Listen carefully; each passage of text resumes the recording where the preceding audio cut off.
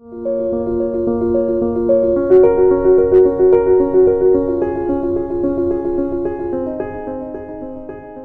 mkulima halisi wa Suguna Feeds, Suguna Chicks. Nilianzia 2 years ago. Nilitembelewa na field officer. Alinianzia kutoka chicks 300 mpaka saa hii nimefikia 700. Haina mortality ikiwa kwa brunda.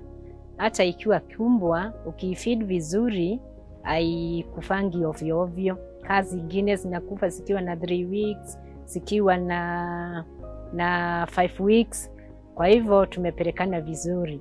Saa hii chicks za Suguna sina gain weight, hata saa ingine inafikisha 2.9, 2.8, na hata ukienda soko iko na average ya 2 kg.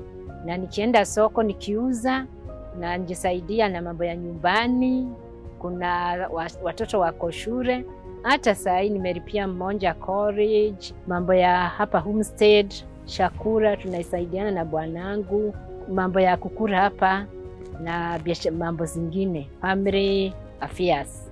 Neighbors nimewaambia juu ya Suguna na wanafurahia.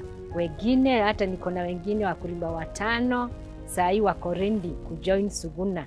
Kuna anaanza na 100, kuna anaanza na 200. Mimi mkulima wa Nyeri na ni Suguna Chicks, Suguna Feeds, Suguna damu.